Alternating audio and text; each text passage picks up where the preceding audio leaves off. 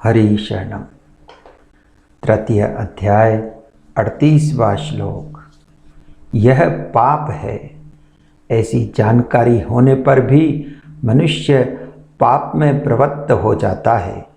अतः इस जानकारी का प्रभाव आचरण में न आने का क्या कारण है, इसका विवेचन भगवान आगे के 2 श्लोकों में कराते हैं।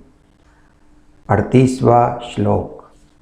धूमेन व्रियते बहिर्नर्यथादर्शो मलेंच यथोल्बे नावृत्तो गर्भस्तथा तेने दमावृत्तम। जैसे धुएं से अग्नि और मेल से दर्पण ढका जाता है तथा जैसे जड़ से गर्भ ढका रहता है, ऐसे ही उस कामना के द्वारा यह ज्ञान अर्थात विवेक ढका हुआ है। धूमेन व्रियते बहिनः, जैसे धुएं से अग्नि ढकी रहती है, ऐसे ही कामना से मनुष्य का विवेक ढका रहता है, अर्थात स्पष्ट प्रतीत नहीं होता। विवेक बुद्धि से प्रकट होता है। बुद्धि 3 प्रकार की होती है, सात्विकी, राजसी और तामसी। सात्विकी बुद्धि में कर्तव्य अकर्तव्य का ठीक ठीक ज्ञान होता है। राजसी बुद्धि में कर्तव्य अकर्तव्य का ठीक ठीक ज्ञान नहीं होता और तामसी बुद्धि में सब वस्तुओं का विपरीत ज्ञान होता है। कामना उत्पन्न होने पर सात्विकी बुद्धि भी धुएं से अग्नि के समान ढकी जाती है। फिर राजसी और तामसी बुद्धि का तो कहना ही क्या है। सांसारिक इच्छा उत्पन्न होते ही पारमार्थिक मार्ग में धुआं हो जाता है। अगर इस अवस्था में सावधानी नहीं हुई तो कामना और अधिक बढ़ जाती है। कामना बढ़ने पर तो पारमार्थिक मार्ग में अंधेरा ही हो जाता है। उत्पत्ति विनाशशील जड़ वस्तुओं में प्रियता, महत्ता, सुख रूपता, सुंदरता, विशेषता आदि दिखने के कारण ही उनकी कामना पैदा होती है। यह कामना ही मूल में विवेक को ढकने वाली है। अन्य शरीरों की अपेक्षा मनुष्य शरीर में विवेक विशेष रूप से प्रकट है। अन्य शरीरों की अपेक्षा मनुष्य शरीर में विवेक विशेष रूप से प्रकट है, किंतु जड़ पदार्थों की कामना के कारण वह विवेक काम नहीं करता। कामना उत्पन्न होते ही विवेक धुंधला हो जाता है। जैसे धुएं से ढकी रहने पर भी अग्नि काम कर सकती है, ऐसे ही यदि साधक कामना के पैदा होते ही सावधान हो जाए तो उसका विवेक काम कर सकता है। प्रथम अवस्था में ही कामना को नष्ट करने का सरल उपाय यह है कि कामना उत्पन्न होते ही साधक विचार करे कि हम जिस वस्तु की कामना करते हैं वह वस्तु हमारे साथ सदा रहने वाली नहीं है। वह वस्तु पहले भी हमारे साथ नहीं थी और बाद में भी हमारे साथ नहीं रहेगी तथा बीच में भी उस वस्तु का हमारे से निरंतर वियोग हो रहा है। ऐसा विचार करने से कामना नहीं रहती। यथादर्शो मलेंच, जैसे मेल से ढक जाने पर दर्पण में प्रतिबिंब दिखना बंद हो जाता है, ऐसे ही कामना का वेग बढ़ने पर मैं साधक हूँ, मेरा यह कर्तव्य और यह अकर्तव्य है, इसका ज्ञान नहीं रहता। अंतःकरण में नाशवान वस्तुओं का महत्व ज़्यादा हो जाने से मनुष्य उन्हीं वस्तुओं के भोग और संग्रह की कामना करने लगता है। यह कामना ज्यों ज्यों बढ़ती है त्यों ही त्यों मनुष्य का पतन होता है। वास्तव में महत्व वस्तु का नहीं प्रत्युत उसके उपयोग का होता है। रुपए, विद्या, बल आदि स्वयं की कोई महत्व की वस्तुएं नहीं हैं, उनका सदुपयोग ही महत्व का है। यह बात समझ में आ जाने पर फिर उनकी कामना नहीं रहती, क्योंकि जितनी वस्तुएं हमारे पास में है उन्हीं के सदुपयोग की हमारे पर जिम्मेवारी है। उन वस्तुओं को भी सदुपयोग में लाना है, फिर अधिक की कामना से क्या होगा? कारण कि कामना मात्र से वस्तुएं प्राप्त नहीं होती। सांसारिक वस्तुओं का महत्व ज्यों ज्यों कम होगा त्यों ही त्यों परमात्मा का महत्व साधक के अंतःकरण में बढ़ेगा। सांसारिक वस्तुओं का महत्व सर्वथा नष्ट होने पर परमात्मा का अनुभव हो जाएगा और कामना सर्वथा नष्ट हो जाएगी। यथोल्बेना व्रतो गर्भ, दर्पण पर मेल आने से उसमें अपना मुख तो नहीं दिखता, पर यह दर्पण है ऐसा ज्ञान तो रहता ही है।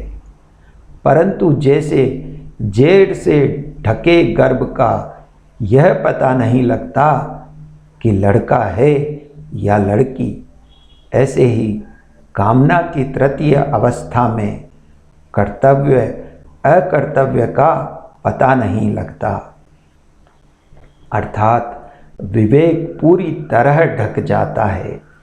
विवेक ढक जाने से कामना का वेग बढ़ जाता है। कामना में बाधा लगने से क्रोध उत्पन्न होता है, फिर उससे सम्मोह उत्पन्न होता है। सम्मोह से बुद्धि नष्ट हो जाती है। बुद्धि नष्ट हो जाने पर मनुष्य करने योग्य कार्य नहीं करता और झूठ, कपट, बेईमानी, अन्याय, पाप, अत्याचार आदि न करने योग्य कार्य करने लग जाता है। ऐसे लोगों को भगवान मनुष्य भी नहीं कहना चाहते।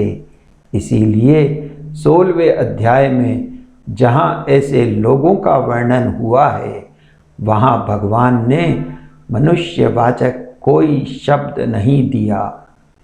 स्वर्गलोक की कामना लोगों को भी भगवान ने कामात्मानः कहा है, क्योंकि ऐसे लोग कामना के ही स्वरूप होते हैं। कामना में ही तदाकार होने से उनका निश्चय होता है कि सांसारिक सुख से बढ़कर और कुछ है ही नहीं। यद्यपि कामना की इस तृतीय अवस्था में मनुष्य की दृष्टि अपने वास्तविक उद्देश्य अर्थात परमात्मा प्राप्ति की तरफ नहीं जाती, तथापि किन्हीं पूर्व संस्कारों से वर्तमान के किसी अच्छे संग से अथवा अन्य किसी कारण से उसे अपने उद्देश्य की जागृति हो जाए तो उसका कल्याण भी हो सकता है। तथा तेदे दमाव्रतम, इस श्लोक में भगवान ने एक काम के द्वारा विवेक को ढकने के विषय में 3 दृष्टांत दिए हैं।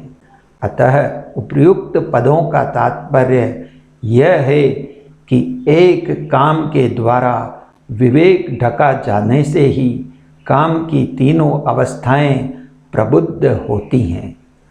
कामना उत्पन्न होने पर उसकी ये 3 अवस्थाएं सबके हृदय में आती है, परंतु जो मनुष्य कामना को ही सुख का कारण मानकर उसका आश्रय लेते हैं और कामना को त्याज्य नहीं मानते, वे कामना को पहचान ही नहीं पाते हैं। परंतु परमार्थ में रुचि रखने वाले तथा साधन करने वाले पुरुष इस कामना को पहचान लेते हैं। जो कामना को पहचान लेता है वही कामना को नष्ट भी कर सकता है। भगवान ने इस श्लोक में कामना की 3 अवस्थाओं का वर्णन उसका नाश करने के उद्देश्य से किया है, जिसकी आज्ञा उन्होंने आगे 41वें और 43वें श्लोक में दी है। वास्तव में कामना उत्पन्न होने के बाद उसके बढ़ने का क्रम इतनी तेजी से होता है कि उसकी उपयुक्त तीनों अवस्थाओं को कहने में तो देर लगती है, पर कामना के बढ़ने में कोई देर नहीं लगती। कामना बढ़ने पर तो अनर्थ परंपरा ही चल पड़ती है।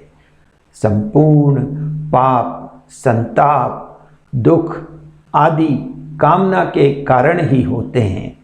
अतएव मनुष्य को चाहिए कि वह अपने विवेक को जागृत रखकर कामना को उत्पन्न ही न होने दे।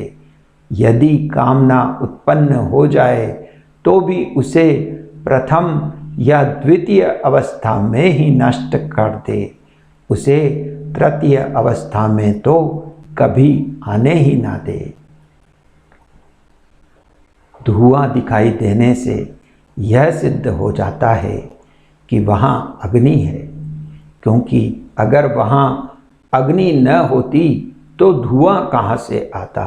अतः जिस प्रकार धुएं से ढकी होने पर भी अग्नि के होने का ज्ञान, मेल से ढका होने पर भी दर्पण के होने का ज्ञान और जेड़ से ढका होने पर भी गर्भ के होने का ज्ञान सभी में रहता है, उसी प्रकार काम से ढका होने पर भी विवेक अर्थात कर्तव्य और अकर्तव्य का ज्ञान सभी में रहता है, पर कामना के कारण वह उपयोग में नहीं आता।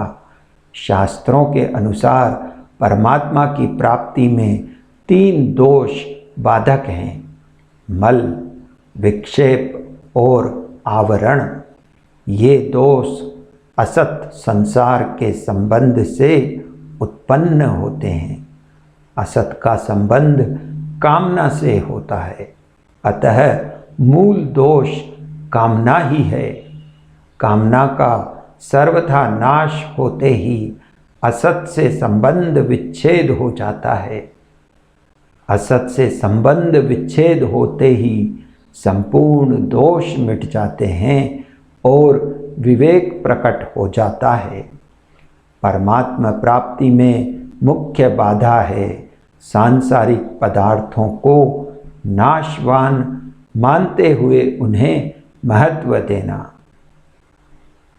जब तक अंतःकरण में नाशवान पदार्थों का महत्व है और वे सत्य, सुंदर और सुखद प्रतीत होते हैं, तभी तक मल, विक्षेप और आवरण ये तीनों दोष रहते हैं। इन तीनों में भी मल दोष को अधिक बाधक माना जाता है। मल दोष अर्थात पाप का मुख्य कारण कामना ही है, क्योंकि कामना से ही सब पाप होते हैं। जिस समय साधक यह दृढ़ निश्चय कर लेता है कि मैं अब पाप नहीं करूँगा, उसी समय सब दोषों की जड़ कट जाती है और मल दोष मिटने लग जाता है। सर्वथा निष्काम होने पर मल दोष सर्वथा नष्ट हो जाता है। श्रीमद्भागवत में भगवान ने कामना वाले पुरुषों के कल्याण का उपाय कर्म योग अर्थात निष्काम कर्म में बताया है। श्रीमद्भागवतम के 11वें स्कंद के 20वें अध्याय के 7वें श्लोक में कर्म योगस्तु कामिनाम श्लोक से कहा है। अतः कामना वाले पुरुषों को अपने कल्याण के विषय में निराश नहीं होना चाहिए, क्योंकि जिसमें कामना आई है वही निष्काम होगा। कर्मयोग के द्वारा कामनाओं का नाश सुगमतापूर्वक हो जाता है। छोटी से छोटी अथवा बड़ी से बड़ी प्रत्येक लौकिक या पारमार्थिक क्रिया करने में मैं क्यों करता हूँ और कैसे करता हूँ, ऐसी सावधानी हो जाए तो उद्देश्य की जागृति हो जाती है। निरंतर उद्देश्य पर दृष्टि रहने से अशुभ कर्म तो होते नहीं और शुभ कर्मों को भी आसक्ति तथा फलेच्छा का त्याग करने पर निष्कामता का अनुभव हो जाता है और मनुष्य का कल्याण हो जाता है। हरि शरणम। परमात्म तत्व की प्राप्ति में कामना ही खास बाधक है। जैसे पानी से भरा हुआ घड़ा है और उसमें हमें दो काम करने हैं, उसको खाली करना है और उसमें आकाश भरना है, परंतु वास्तव में हमें दो काम नहीं करने हैं, प्रत्युत एक ही काम करना है, घड़े को खाली करना। घड़े में से पानी निकाल दें तो आकाश अपने आप भर जाएगा।